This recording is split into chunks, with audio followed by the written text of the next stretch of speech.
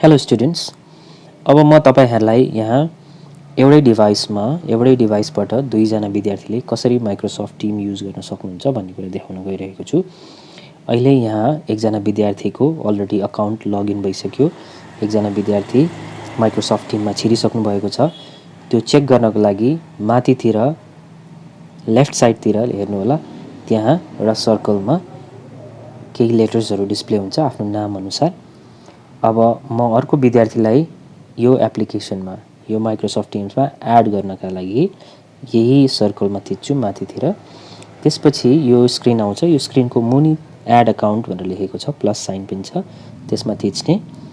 अब यहाँ फेरि sign in with another account गर्ने अनि यहाँ गएर स्कुलले दिएको इमेल हाल्ने।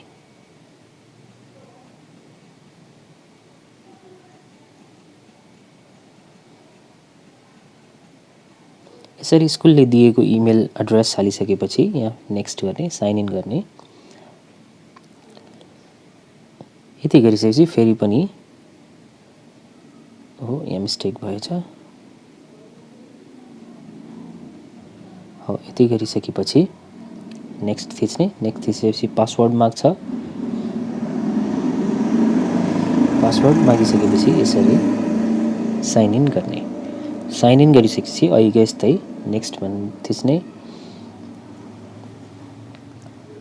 फेरि पनि यस्तो खालको स्क्रिन आयो भने मोस्ट प्रोबेबली तपाईहरुकोमा आउँदैन। स्किप सेटअप थिच्नु होला यदि यस्तो आयो भने। अनि त्यसपछि नेक्स्ट नेक्स्ट र गट इट गरिसकेपछि हामी अर्को स्क्रिनमा जान्छौं। अनि यसरी यहाँ दोस्रो विद्यार्थीको लगइन हुन्छ।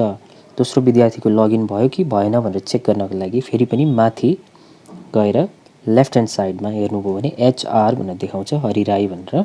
अब त्यहाँ फेरि थिचेर फेरि नितेशको एक्सेस गर्नु पर्यो। नितेशलाई यो माइक्रोसफ्ट टिम्स एप्लिकेसन युज गर्नु पर्यो भने फेरि पनि यहाँ गएर यसरी नितेश भनेर थिच्ने बित्तिकै नितेशको प्रोफाइल यसरी यहाँ देखिन्छ।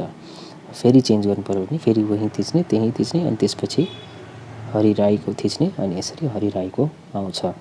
यसरी यहाँले एक भन्दा बढी विद्यार्थीको एउटै फोनबाट माइक्रोसफ्ट टिम प्रयोग गर्न सक्नुहुनेछ। धन्यवाद।